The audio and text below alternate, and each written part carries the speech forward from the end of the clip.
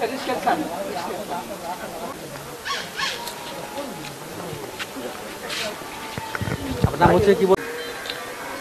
এখন কথা বলবো যে সাইদের সঙ্গে, যিনি শিবা উপজেলার একটি কেন্দ্রে ভোট দিতে গিয়ে কিন্তু ভোট দিতে পারেনি।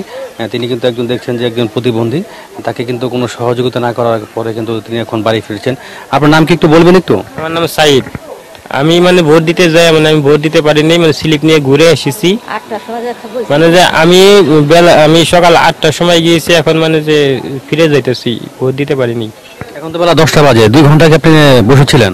হ্যাঁ, রোদ্রের মধ্যে বসেছিলাম। কেন ভোট দিতে পারেন কারণটা কি বলেন তো? আমার যে কেউ যে উপরে উঠানোর লোক নাই, এই কারণে যে আমি স্লিপ নিয়ে বসেছিলাম। এখন যে আমি বাড়ি ফিরে যেতেছি। ওখানে যে পুলিশ ছিল বা আনসার ছিল তাদেরকে বলছিলেন আপনি?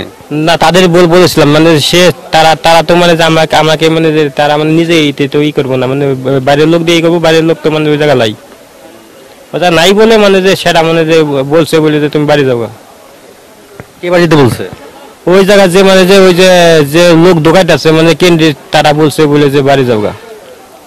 পুলিশ আনসার ছিল তাদেরকে বলছিলেন? না, পুলিশ আনসারের সামনে আমি বলেছি, তারা কিছু বলেনি। তারা কোনো সহযোগিতা করে নাই? না না না। আপনি কি প্রতি নির্বাচনে ভোট দেন? হ্যাঁ, প্রতি জনের ভোট দিই। স্ত্রীকে ভোট দিয়েছেন? হ্যাঁ, আমার স্ত্রী ভোট দিয়েছে। আমার মাই দিয়েছে ভোট, আমি কিন্তু দিতে পারিনি।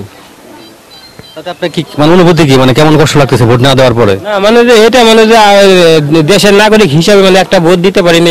এটা একটা ভোটের মূল্যবান আছে তো। একটা ভোটের জন্য একজন উঠতে পারতেছে না, আবার একটা ভোটের জন্য সে উঠতে পারতেছে।